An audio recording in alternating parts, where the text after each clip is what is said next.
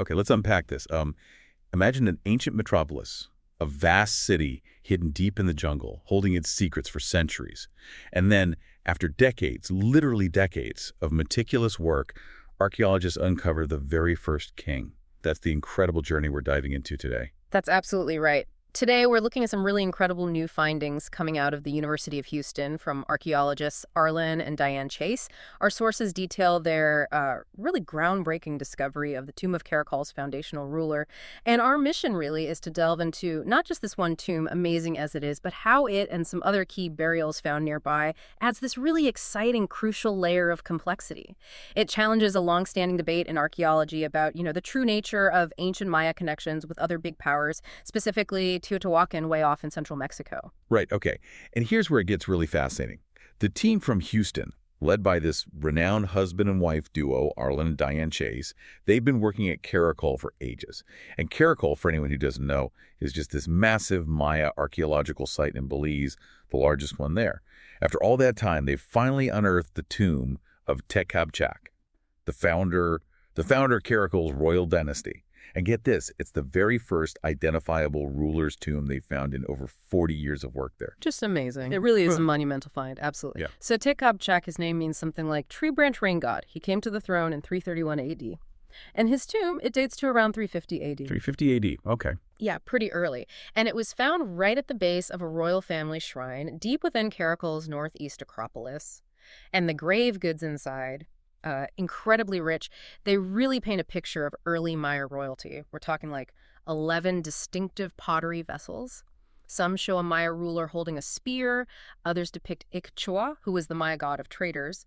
And some, quite uniquely, show bound captives.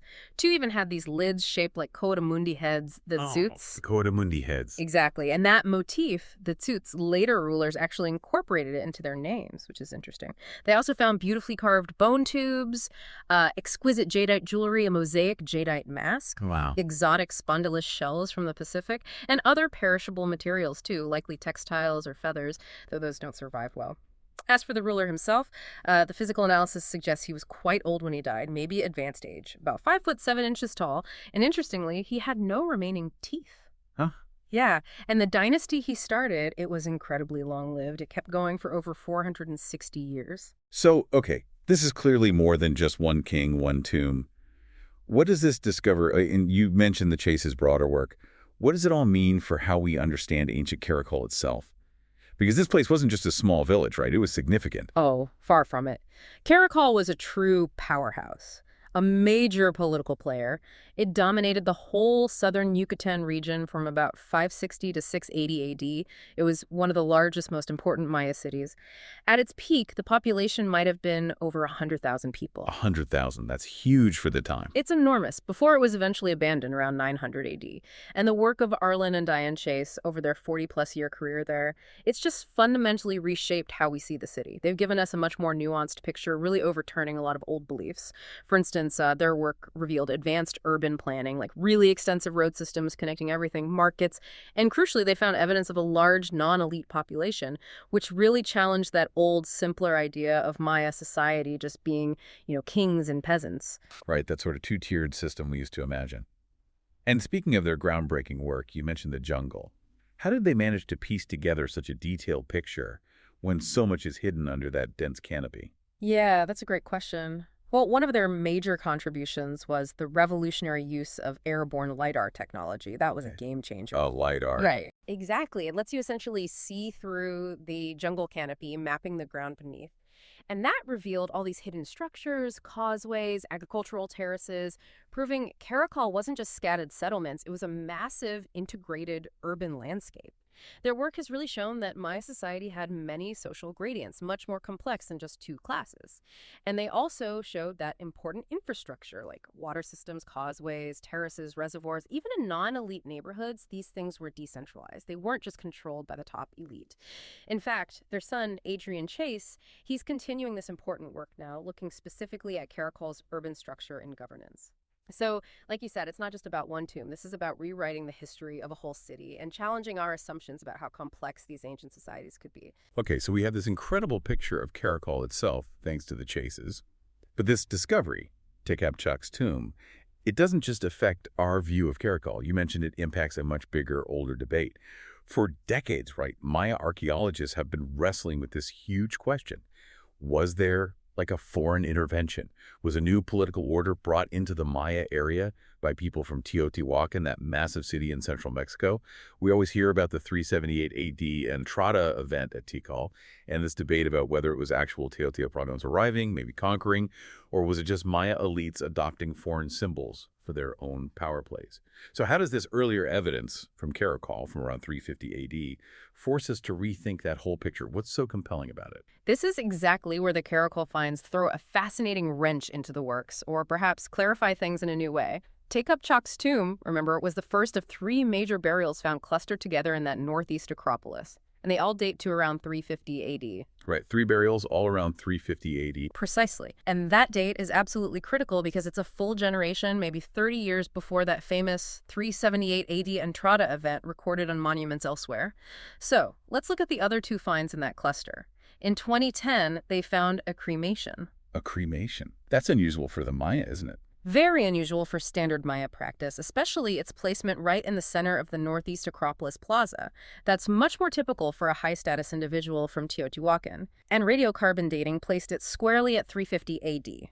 Inside, they found the remains of 3 individuals, but also 2 large knives, 6 points for atlatls, that's the spear thrower weapon. The Teotihuacan weapon. Exactly. Very typical for Teotihuacan warriors, not standard Maya gear. Plus 15 pristine blades of green obsidian, and this obsidian was traced specifically to Pachuca, Mexico, which is just north of Teotihuacan. Very distinctive source. Wow. And several pottery vessels that also likely came from central Mexico. So the interpretation here is really intriguing. The main person in that cremation was probably a member of Caracol's royal family, but one who had clearly adopted central Mexican ritual practices. Maybe, and this is speculative but plausible, maybe a royal Maya envoy who had actually lived at Teotihuacan for a time and then returned home. That implies such a deep connection already way back then. Quite a journey for someone in 350 AD. And what was the 3rd burial in that cluster? The 3rd one, found back in 2009, was the tomb of a woman. It was in the northern building of that same royal residential group, and again, dated similarly to around 350 AD. Her body was covered entirely with red hematite powder, another ritual detail. And with her were 4 pottery vessels, a beautiful necklace made of spondylus shell beads, fragments of mirrors, and 2 whole Pacific spondylus shells. Again, valuable, exotic goods. So what's really fascinating, what makes this so important, is that these 3 burials, all dating to about 350 AD, they collectively demonstrate that early Maya rulers at Caracol were already deeply enmeshed in these wide-ranging Mesoamerican contexts. This was happening before the 378 AD Entrada event that usually dominates the discussion. As Arlen Chase put it, both central Mexico and the Maya area were clearly aware of each other's ritual practices, and you see that reflected directly in the Caracol cremation. He also added the connections between the 2 regions were undertaken by the highest levels of society. The highest levels. Yes, suggesting that these initial kings, like Te K'ab Chaak at Caracol, were engaged in formal diplomatic relationships with Teotihuacan. Okay, that is a massive shift from just thinking about invasion or maybe some vague cultural influence. But for someone listening who's maybe newer to this, how do archaeologists really tell the difference? How do you know it's high-level diplomatic exchange versus, say, just goods trickling down through trade networks or maybe lower-level interactions? That's a really crucial question. And it's not just one thing. It's the combination of evidence that points towards high-level contact here. It's not just finding some exotic goods, because trade did happen, of course, but it's the specific items, like that green obsidian from Pachuca, which was tightly controlled. It's the adoption of very distinct foreign ritual practices, like the cremation burial style and placement. It's the presence of specific Teotihuacan weaponry, like the atlatl points associated with these elite burials. And maybe most importantly, finding all these elements together within the royal heart of Caracol and dating them definitively to this period before the 378 event. It suggests something much more structured than just random trade. It points to the elite levels of both societies being deeply aware of and actively participating in each other's cultural and political spheres. And just think about the sheer distance. Caracol to Teotihuacan is roughly 1,200 kilometers. That's about 745 miles. Oh. Across mountains and jungles. Exactly. Someone estimated the walking time one way could be around 153 days. Goodness, that's 5 months. Yeah. That's not a casual trip. That implies a serious investment, a serious commitment to maintaining these connections. It speaks to organized travel, diplomacy, envoys. So if you connect all these dots, it paints a picture not just of influence or invasion later on, but of complex, high-level diplomatic relationships and cultural exchange happening much earlier and in much more nuanced ways than we previously thought. It's humbling, really, to think about the sophistication and the sheer determination of these ancient peoples connecting across such vast distances. So, pulling this all together, what does this mean for you, the listener? The discovery of Te K'ab Chaak's tomb, it isn't just about finding one long-lost king. It really cracks open a whole new way of understanding the ancient Maya world. It shows us this network, this web of high-level diplomatic ties stretching across Mesoamerica long, long before we thought those kinds of connections were really happening. Exactly, and it leaves us with a really important question, doesn't it? If these sophisticated diplomatic relationships were already underway between Maya kings and Teotihuacan elites way back in 350 AD, well, what other deep connections, what other cultural exchanges are still hidden out there, still lying beneath the jungle canopy, just waiting for us to find them? And the research is ongoing, of course. Work continues on analyzing everything from the tomb they're meticulously reconstructing that jadeite mask, doing ancient DNA analysis on the remains. The chases are actually scheduled to present more results in August 2025 at the Santa Fe Institute. Oh, that'll be fascinating to follow. Definitely. It just reminds us, doesn't it, that there's always more to learn about these incredible ancient civilizations. History isn't static, it's constantly being uncovered, constantly being rewritten by discoveries like this one.